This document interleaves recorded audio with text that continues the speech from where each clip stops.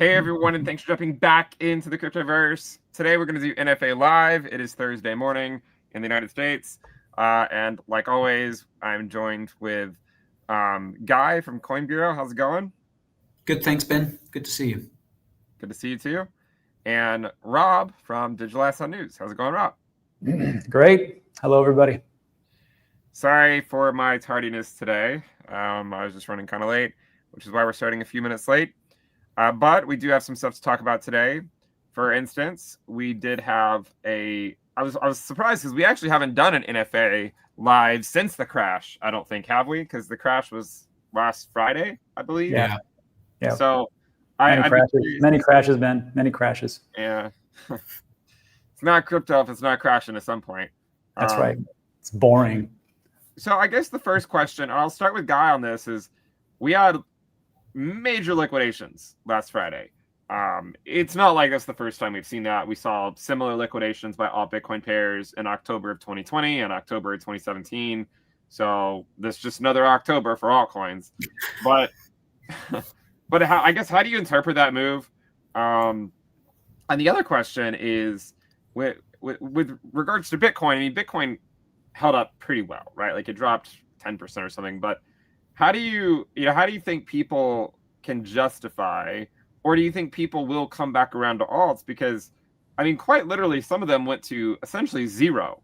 And I think that's kind of like a tough thing to think about. Like when you see a wick that, I mean, I think Cosmos on its USDT pair literally went to 0.001. And so I'm curious to get your guys' thoughts on that. You know, does it necessarily bestow confidence in the altcoin market? Do you think that confidence can come back? What do you think, Guy?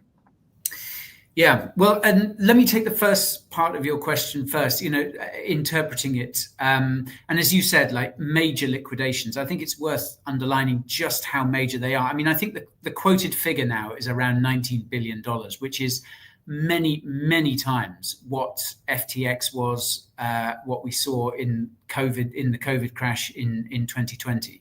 And actually, as a lot of people have pointed out, that's just what's reported. Because I think the assumption is that probably that figure is much, much, much higher. Because these centralized exchanges are essentially kind of black boxes, and we don't really know, and it seems they don't have to report just how big the liquidations they saw were. So I think it's probably safe to assume that $19 billion is a lowball figure. So it's absolutely extraordinary. In one sense, though, I mean, I think back to FTX in particular and how kind of end of days that sort of felt. And really, the odd thing was, I mean, it might help that by the time I heard about what was going on Friday, it was the early hours of Saturday morning. I'd had a few too many glasses of wine at a very pleasant dinner, and I didn't really know my arse from my elbow. So I was kind of insulated against it a little bit. Also, it helped the fact that I didn't have any perp positions open because, I don't use perps and I don't trade.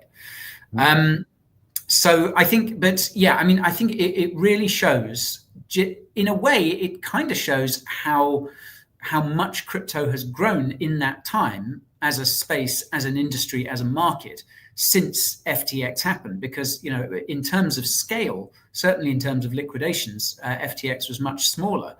So it does show that crypto, as a market, is kind of a lot more robust than it was. And there are, lots of reasons for that we can, may go into if we have the time. But I don't want to try and, pluck at too many straws in terms of positives to take from it, because it was an overwhelmingly bad thing that happened. But I think that's an interesting thing to underline, the scale of it and how quickly the market seemed to absorb it. But I think that, the important part, the more important part of your question to address is the one about altcoins. Now, I think the reason why people hold altcoins now and they held altcoins before was because there is potentially, and that's potentially more upside than there is with Bitcoin. Now, as you have proved many, many times, Ben, that is not often the case. But still, historically, some altcoins have outperformed Bitcoin at some points. And I think a lot of people still view altcoins as a way to make, to turn a small amount of money into a very large amount of money very quickly. And again, there's many, many reasons for that, but I guess, a lot of people just don't have the kind of time horizon that, that a Bitcoin holder is happy to have, for instance. So I think that, and to tie it into kind of what went on, I think one of the reasons why this crash was so big, there were so many liquidations, was because the perp space, and remember, perps are a relatively new product. They've only been around for a few years, but the perp space has grown exponentially just in the last few months. And, that ties into the sort of perp dex wars that we've seen going on. Hyperliquid came along, kind of really changed the game. And then just recently, we've seen competitors like Aster and, Lighter and what have you pop up. And the reason I think perps have suddenly become so popular is kind of twofold. One, they've become bigger and more accessible. You can now do perps through your MetaMask, through your Phantom wallet, and those two platforms have made them very easy to do. Oh. So that's one reason why they're much more popular. And I think the other reason why they're much more popular is because altcoins have underperformed so much and have been so disappointing in general, with a few exceptions, that people now view perps in the same way that they used to view altcoins, as an opportunity or as a way of potentially changing a very small amount of money into a large amount of money. Now, of course, perp, you thought altcoins were risky. Perps turns that risk up to 11. And I think that is why the crash was so large, because, people have become very disillusioned with altcoins.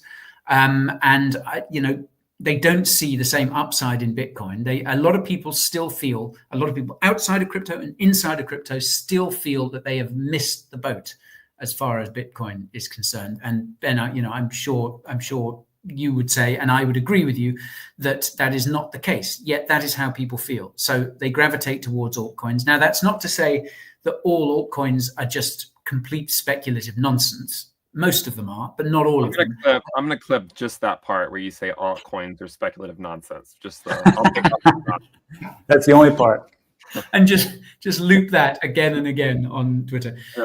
Yeah. But look, there are good and interesting altcoin projects out there, and a lot of them I think will play a big role in crypto's future and in the way people use crypto in the future. But the fact is, most of them have been extremely disappointing. And I think that has driven people towards going for perps as a way to try and make these gains that they saw other people making in the last cycle, they heard about other people making, or that they made themselves in the last cycle. I've seen so many tweets of just recently, in the wake of this, of people kind of reminiscing. It's like, I remember 2021. I remember you could just fire $100 into some random piece of crap, and the next morning you'd have $1,000 or $10,000 and stuff. It was just mad, and that time is gone. And I think there's a lot of PTSD around that, and I think that's what's driven people to perps, and perps is what has caused so much of this damage. I think, I think 2020 was when money didn't feel real, when you could just shotgun 100 different alts and then wake up richer the next day. Yeah, it just that cycle has not existed this cycle, right? Bitcoin is doing what Bitcoin always does, just with diminishing returns. Altcoins are and have been stuck in traffic on Struggle Street for the last 4 years, and who knows when that's going to change. The good news is that alts will likely go lower again against Bitcoin in the coming weeks, so we have that to look forward to, which is nice. Rob, what are your thoughts about all this stuff? I was honestly struggling not to laugh, because the comments, I feel like both Rob and I are just getting absolutely grilled out here. First of all, the comment section is undefeated and will remain undefeated as people come in with NFA Live. And look at it. I mean, people are right. Look at this. I had the downside. I'm at Peter Schiff's pool house. That's how bad it is. And I have to look back there and look at my little tiny pool.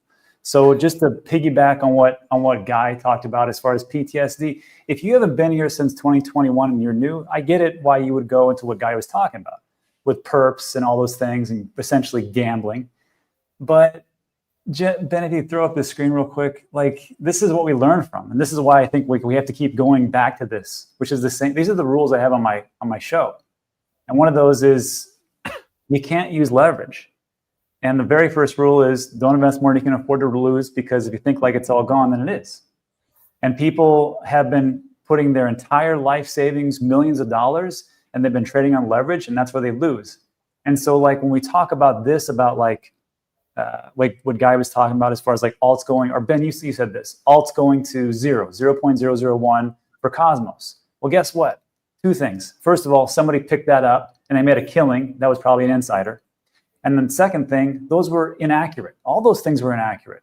Those things didn't go to zero what it was. And I'm going to put something up here. I don't want anybody to lambaste me for this, but there's a lot of growing interest in Binance and what is going on. And it's not just Binance, it is other exchanges. And right now, I think some of us can look back and go, maybe Gary Gensler wasn't too bad. But if we take a look at this, and again, I'm not saying that Binance is responsible. I'm just saying that there was a lot of inaccuracies and apparently they were not using oracles like they should. They were using their own books, and they were pegging that to when they would actually liquidate all of these longs. And of course, all you got to do, I don't want to go through this, but all you got to do is go to X and just type in Binance manipulation, and you can make your decision of what you think is actually going on for all these different charts. And then you can take a look at the prices and what it was as compared to what had actually happened as far as like the drop. So if you got that many liquidations and you've got all this potentially manipulation, this is an issue. So, but before we go into that, Guy, Ben, let me ask you guys a question. How many times have you guys done trades on leverage? I've done one or two, mostly just to sort of see how it worked. I did when I for instance, when I saw recently that Phantom Wallet was doing them, I went on to sort of play around with it to see, what it was all about. And one of the things that really struck me was how easy they'd made it. I remember doing perps trades a few years ago on centralized exchanges, and it's quite fiddly if you don't know what you're doing, and it still is. If you go to the page, it's not glaringly obvious. So you've kind of got to know. Obviously, you've got to know how perps work, but you've got to know what you're doing. It's not the easiest thing to do to put a perps trade on if you're kind of new. I was just kind of shocked. I mean, I've got to say, I was kind of impressed, but also a bit terrified by how easy it is in Phantom Wallet. But yeah, I mean, sorry, that's a long answer to your question, Rob. But generally, no, I don't touch them because of this. And a lot of the people who got liquidated, a lot of the people who lost serious money in this whole shit show were professional traders, like the guys who really knew what they were doing. And that just underlines to me how dangerous perps are, but B, also like how messed up some of this infrastructure seems to be. Because obviously Trump and the China FUD triggered this thing, but it seems like it was obviously made worse by the amount of leverage, and the only people to blame for that are the people who put those trades on and took out that leverage and went too risky. But I think, there's clearly the infrastructure on centralized exchanges, at least, isn't working properly, and that's not good. That's got to be fixed. Although ideally, the real fix would be don't use leverage. Exactly.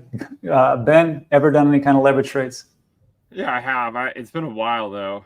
I think anytime I did it, it just wasn't worth the. To me, I ended up just losing sleep doing it, and I like sleeping well at night. So. Well, I know because so I see when you post some of your videos, it's like midnight, 1 o'clock in the morning. I'm like, God dang, Ben never sleep. But just to go over this, I don't do it. I just don't, because I don't like to go through it. But just so everybody knows, like as like a little refresher, if you do like $1 million, because I don't do this, so I wanted to look this up and make sure, and do like a 5x leverage, that's pretty cool. If your asset goes up 10%, you're up $500,000. That's not bad. But then the problem is when it goes down 10% or 20%, you lost everything. And that's essentially what happened. And it ripped right through those stop losses and everything else. And because of that, that's why everybody got liquidated. And here's another interesting thing. When they go through these liquidations, on a decentralized exchange like Hyperliquid, you can kind of see them and just kind of like play them all out. On the centralized exchanges, it's not so easy. And then also on top of that, if they happen like more than one per second, sometimes they don't record those apparently. You could have like 10 accounts getting liquidated in 1 second, and they report one. So that $19 billion, they think it might be even 60, $80 billion or more. And that's the problem when you have something like that. But what's the incentive? And again, I'm not saying that Binance is guilty. I'm just saying this is what I've seen. As far as like the incentive to liquidate, you're going to get these people paid. The lenders, you get repaid the principal and interest. Binance gets the liquidation fees and others.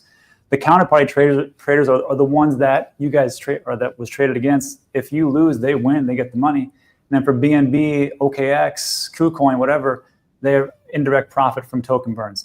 So when we take a look at that, like what's the incentive for them to do that? That's it. I'm not saying it's what it is. And and there's a flip side to this story, right? Binance rolled out $400 million program for traders who were hit. So if I'm not guilty, I'm not doing anything for you. But if I feel a little guilt, I might. I think that's kind of like one of the things that are going on. But it's happened. It's from Buddill, and it looks like they were distributing a lot. I don't know how much this person lost, but this guy got $2,800. Maybe they lost, I don't know, $2,800 exactly. But if you're talking about billions, people aren't getting that back. And the people that made the trades are going to get it. And then there's potentially a lawsuit like I just showed you. And it's not just, like I said, Binance. KuCoin's doing stuff like this. This guy got liquidated for $300,000. You know what they gave him? Trial funds of $50,000 and a deduction coupon worth $100,000. The $50,000 is a fake balance and $100,000 is in fee reduction. So I'm not going to beat this to death. I'm just saying that I think that the reason why this all happened just kind of came back to too much leverage, too much problems, and too many people getting liquidated even though they had stop losses and it bore right through. It's going to keep happening again until people stop. And that's it. I also see, I mean, yeah, I don't want to get in trouble, so I'm not going to. Yeah, let me take that one. So I have another question. What do you guys think's going on with these Bitcoin Treasury companies? Because they're not really doing what you want to see them doing. If you look at some of them, like prices aren't really kind of going with Bitcoin, and they haven't really been for a while now. So, do you see this as like a drag on Bitcoin's price? Like I was looking on inauguration day, the price of Bitcoin was 109K. And, that was January 20th. It's now almost 9 months later, and the price is 111K, right? So Bitcoin is $2,000 higher today than it was 9 months ago. So I guess I'm curious, like, what's going on, right?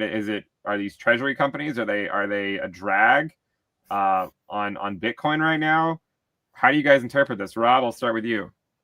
This is a better guy question, but as far as like the Bitcoin treasuries, I think this was one of the things that we had talked about what could potentially harm the market.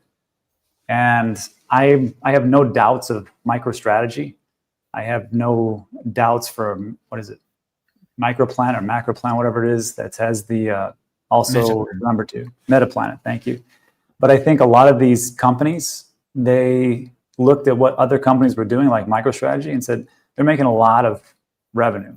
We're going to do that. And then when they don't understand the fundamentals and things start to go down, then they're going to start to sell off. I don't think any of them have sold off per se, but I think it's coming. So as far as like, is this a drag on those companies? Well, if they want their bottom line and their stocks to go up, I think they're going to see it unless they understand it. And only time will tell. So again, we'll see. Yeah. Guy, what are your thoughts about some of these companies? I mean, MicroStrategy hasn't even put on a new all-time high in almost a year, I think. Yeah. So like, what's going on with this stuff? Yeah. Well, to answer your first question, I don't necessarily think they are a drag on Bitcoin's price at the moment, because as Rob said, and likewise, I don't think any of them have sold. Although, I mean, for instance, we don't know. we don't have strategy, I should say. Their wallets aren't labeled. So although I find it very difficult to believe that Sailor would sell, but all the same, as far as we know, they haven't started selling, and that obviously would be a drag on the price. So if they are dragging the price, maybe it's a question of perception. People are worried that, this is the next potential black swan that could blow up and take Bitcoin lower, force selling from treasury companies. That I imagine is perhaps a drag on price. In terms of the companies themselves and why they're just not performing, first of all, I think there's too much competition. It was fine when it was MicroStrategy, and then a few imitators came along. I think MetaPlanet was one of the sort of earlier ones to that party. But now there are tons, and not just for Bitcoin. I mean, this, we should probably keep this just to Bitcoin, but I mean, there are tons of these for altcoins as well. But there are plenty of Bitcoin treasury companies. So there's too much competition. I would argue that whole space is now kind of saturated. The novelty of them, I think, has worn off as it wears off for so many things in crypto. Meanwhile, you've also, ETF flows, Bitcoin spot ETF flows have been pretty strong recently, which suggests to me that is how probably a large cohort of investors who don't want to buy Bitcoin spot are choosing to invest in it. Although, having said that, you have Bitcoin options now. There are tons of ways you can get exposure to Bitcoin. But my guess is that people are using ETFs. Those who don't want to go and buy, go out and buy it themselves. So, and going back to MetaPlanet again, what's interesting is that because that's a Japanese company, and for a while that was the best way for a lot of Japanese investors to get exposure. The Japanese government, although it's kind of chaotic at the moment, is kind of leaning more towards crypto now. So perhaps it's kind of getting a bit easier. Back if you're making shorter videos. I'll take the blame. That's what we're calling for. Good one. So that's MetaPlanet. And look, these treasury companies, and I say this for Bitcoin and all these altcoin treasury companies as well. We were talking about leverage earlier. They're kind of a leverage bet in a way, aren't they? There's higher upside, but the downside risk is way worse. And, to say nothing of the fact that these companies themselves are taking on a load of debt in order to buy crypto. So, and then there's concerns that there's, kind of a big insider game going on with these DATs. There's a lot of suspicious trading activity has been spotted, just prior to the announcement of these, what do they call them? Private investment in public pipe deals. So I think, that meta, if you like, is kind of running out of steam. And I think a lot of people either are going for ETFs or, if you want Bitcoin, just buy spot. Yeah, buy spot. This is sensible advice of the non-financial. Of the non-financial kind. Yeah. All right, next question, because we got to get moving. I can't stay the full hour today.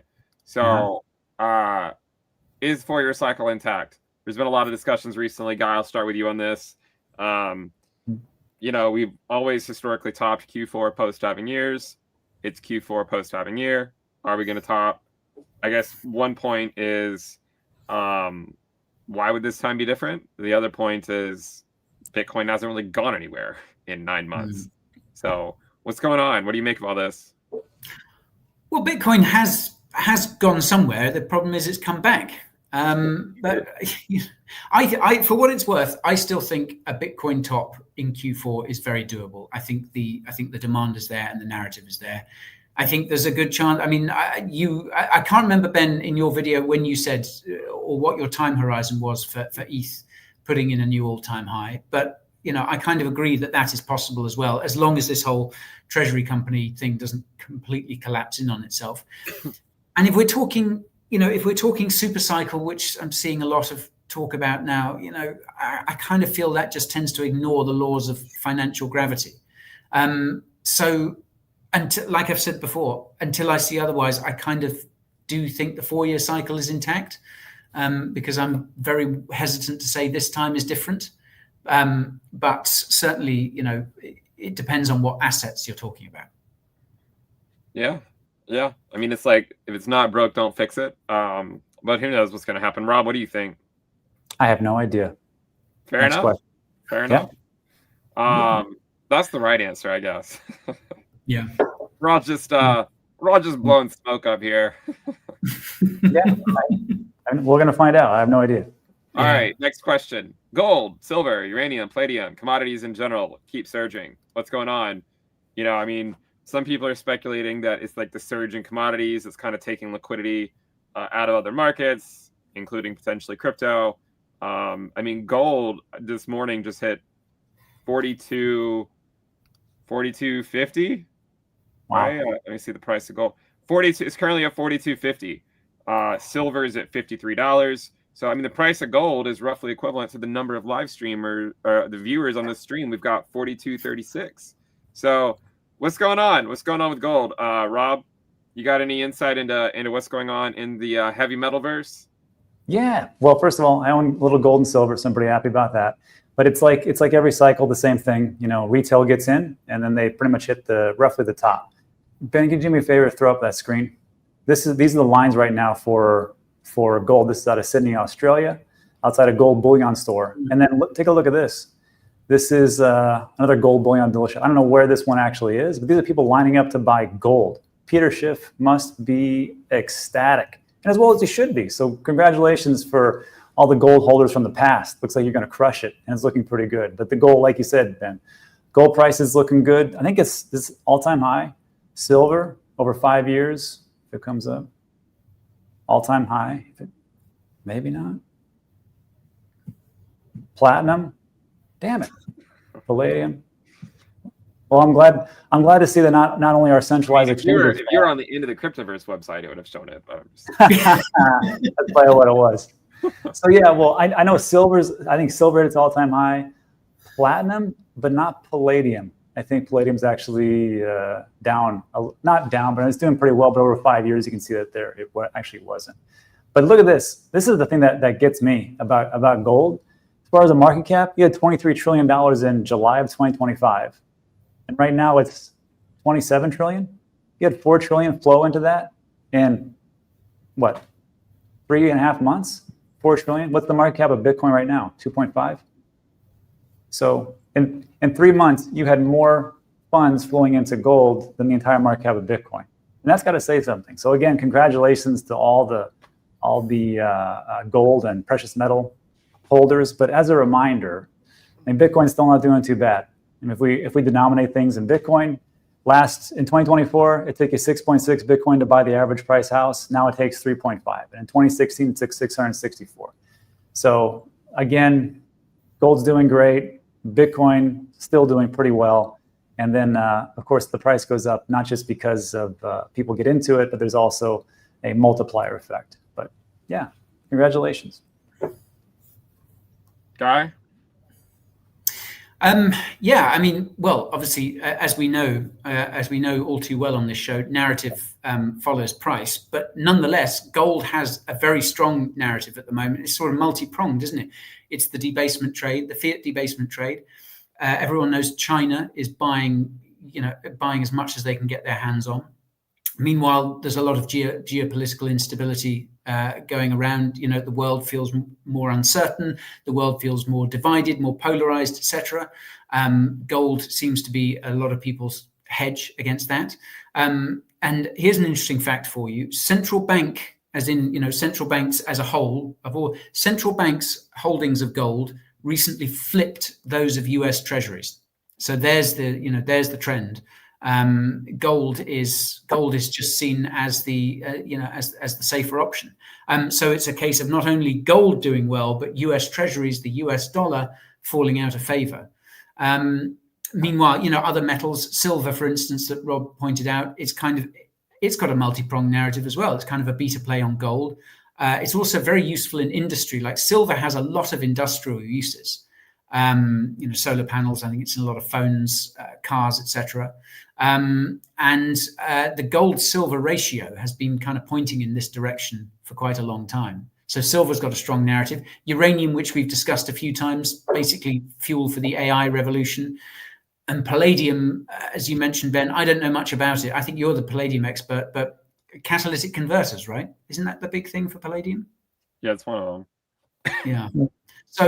So like gold, silver, and uranium all have very strong narratives. It's kind of, and obviously gold, I think, is benefiting the most because there just seem to be so many reasons why it's probably a good idea to hold some. And of course, as people see the price go up, they start queuing outside shops in order to buy it because narrative follows price. Couldn't have said it better myself. Last question, and then we'll wrap it up. Make sure you guys like the video and follow Guy and Rob on YouTube. Links are in the description below if you do not follow them, because next week we'll be on Rob's channel. But the final question is, if next cycle is a bear market for crypto, besides character, what are you looking to build? Da-da-da. Either of you guys want to take that? Guys got that one. My character needs so much work. I think it's going to take most of the bull market to do it. Yeah, we are working on a couple of things. It's funny, actually, talking about other sort of non-crypto assets. We are in the process of beginning to launch a new channel. In fact, because we've been doing macro content, kind of general, not necessarily crypto content for quite a while now. Covering Federal Reserve, covering uranium, alternative assets, etc. So we thought, why not put it? We make so much non-crypto content. Why not put it on its own standalone channel? So I can exclusively reveal. Ben, could you throw up my screen there? That Coin Bureau Finance will be hitting your screens very soon. So that's what that's going to be part of it. Because as you said last week, Ben, which helped crystallize something we were talking about here, internally for a long time. There's always a bull market somewhere. So but I think there is genuine kind of interest in other assets, other aspects of the financial world. So we thought we'd bring some of our expertise to that. But rest assured, we're not pivoting away from crypto. We're still going to be covering everything going on, in the crypto world. But we thought we'd offer something a bit more for those people who want it. So that's kind of our bear market project, if you like. I can support you if you pump my palladium bags. Okay, we'll do a dedicated palladium video. Why palladium is going to the moon? Maybe you could come on and talk about it, Ben. Maybe you could be one of our first guests. You could come on and make. I don't mind pumping my own bags. Palladium, it's up it's one of my best performing assets. Like over the last month, it's up like 50% in a really short period of time. But do you know why that is? I mean, because are catalytic converters still a thing? Well, I think one of the issues, I think a lot of palladium comes out of, if I'm not mistaken, Russia, and I think geopolitical tensions have some effect there, like on the overall supply to the world, and then therefore prices. But if you look at like other metals like nickel, that one tends to be more correlated to industries and manufacturing, and like all that stuff has been really, really weak for a really long time, and the price of nickel kind of reflects that. But the different metals trade differently. So yeah, I mean as far as palladium though, in general, it was more so like looking at the chart and just kind of seeing a similar pattern. I know this sounds crazy, but the pattern is kind of following the HSI, the Hang Seng Index. It was like a very similar move, and China kind of like consolidated for a while, and it's just been exploding upwards for a while, and it kind of seems like palladium's following a similar trajectory. I'm sure it'll change at some point, but at this point, I don't really care what the narrative is. I just want the price to go higher. So, do you think it's kind of related to the fact that obviously, going back to last week, the initial spark for this whole tariff reignition of the tariff thing was China talking about imposing controls on rare earth metals. I don't know necessarily if palladium counts as a rare earth metal, but do you think people are looking at this situation and going, the world is changing so much. The free movement of raw materials and goods, and the greasing of supply chains. We can't really rely on that going as it used to go. Like, there's probably going to be disruption. There's probably going to be tension. God knows what sort of tariffs are going to be imposed on all these goods. So do you think people are kind of anticipating, if not scarcity, then a difficulty in kind of getting hold of a lot of these things, which in the case of palladium, you need it. Like it's kind of non-negotiable. Ditto uranium. Like you need silver. You need these things. There aren't really substitutes for most of these metals, as far as I know. So maybe people are just anticipating the fact that it's going to be harder and harder to get hold of them. I think that's what it is. I mean, I do. I think it's just the sort of the fear of watching these things climb higher. It's also too. I think it's driven by the way, palladium's not a it's in the platinum group of metals, right? So. It's not like a rare earth metal. But one of the things I'd say too is like I also think monetary policy might have effects on some of these things. Fed cutting rates and talking about ending quantitative tightening and all this stuff like that also might have an effect if people are starting to worry a little bit about just about like they're worried about fiscal responsibility and all that stuff. Historically, throughout the 70s and 80s and other times in the 2000s, it's the same idea for Bitcoin, right? It's like the same idea is when you don't trust the system, buy something, like Bitcoin that the system can't control. I mean, I feel like in the East, in China and just in general in the East, they've been more so prioritizing recently the accumulation of, things like gold and commodities that you can't just print. Right. And I think that's also having an effect on a lot of these metals as well. It's the people are searching for hard assets, right? And I think that's kind of what it comes down to. So I mean, I think a lot of these are a lot of them are extended and they will get pullbacks, but it's hard not to be bullish on commodities for a while. If you look at one of the really interesting charts to look at right now, and I would encourage everyone to go do this, is look at the S&P divided by gold, and it's kind of coming up to a really crucial level. And if it breaks down, then good luck, guys. Yeah, it's not going to be fun.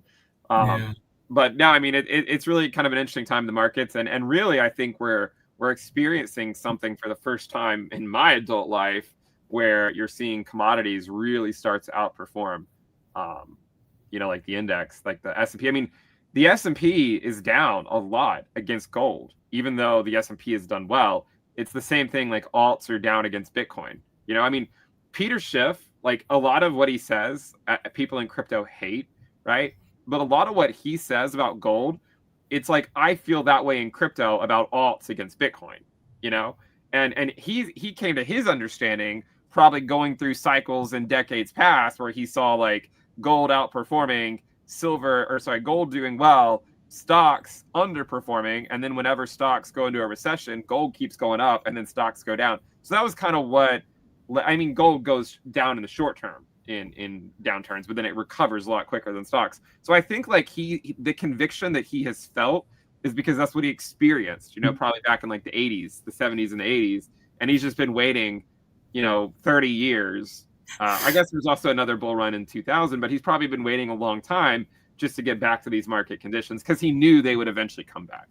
And here we are, right? Here we are, and they have. So this is the first cycle I expanded my commodity percentage to 15%. Normally it's only 5%.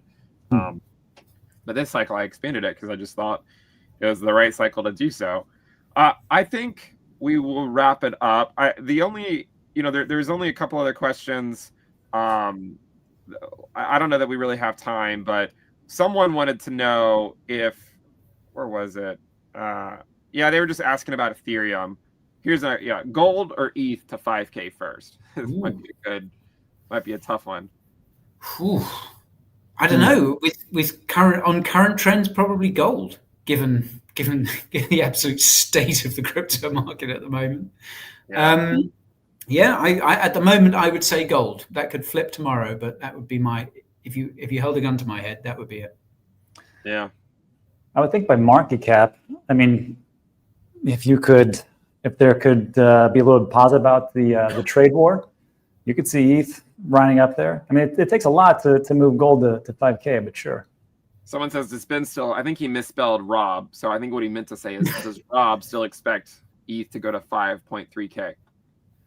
Well, I sure hope so, because that would pump everybody else's bag. Because if we go to the blue chip alts and then the other alts. Sorry, Rob, for just like putting all my opinions on you and pretending like they're yours.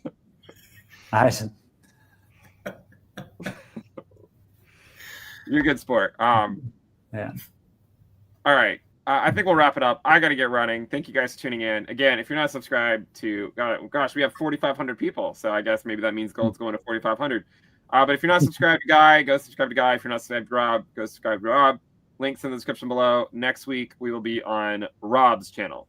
Right. So we will see you guys then. Thanks for tuning in. Thanks, everyone. Thanks. Thanks, Ben.